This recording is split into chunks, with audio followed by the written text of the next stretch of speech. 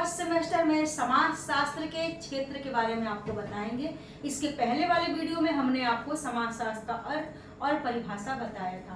तो आज हम समाज शास्त्र के क्षेत्र के बारे में समझते हैं। समाज शास्त्र के क्षेत्र को दो भागों में बांटा जा सकता है।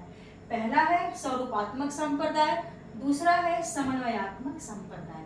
तो सबसे पहले हम स्वरूपात्मक संप्रदाय की बात करेंगे।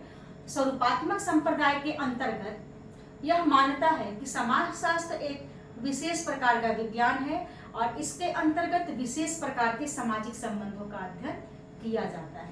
इसके प्रवर्तक कौन है? George Simmel. याद रखिएगा, स्वरूपात्मक संप्रदाय के प्रवर्तक कौन है? George Simmel.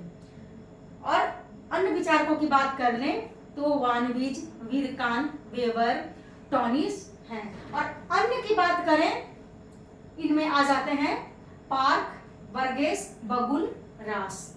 ये याद रखिएगा। और एक और ट्रिक आपको हम बता देते हैं नाम को याद रखने के लिए कि एग्जाम में जब आप लिख रहे हैं तो आपको किसी न किसी तरह से नाम याद रखना चाहिए कि स्वरूपात्मक संप्रदाय के समर्थक कौन थे? स्वरूपात्मक, जॉर्ज सिमेल। से स्वरूपात्मक और जॉर्ज सिमेल कौन है? प्रवर्तक है। ये आपको नहीं भूलेगा, याद हो जाएगा।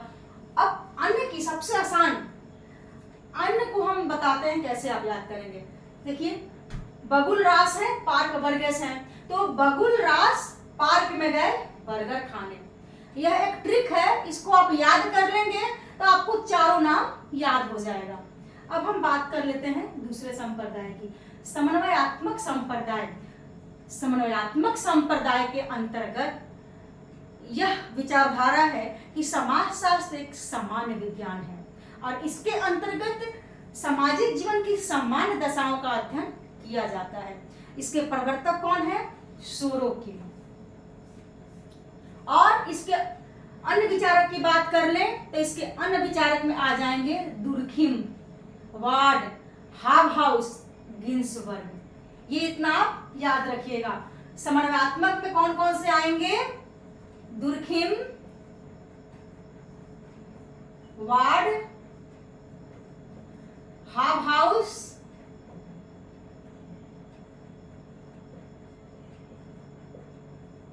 और गिन्सबर्ग।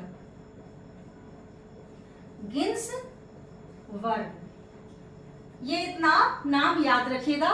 आज के लिए इतना ही।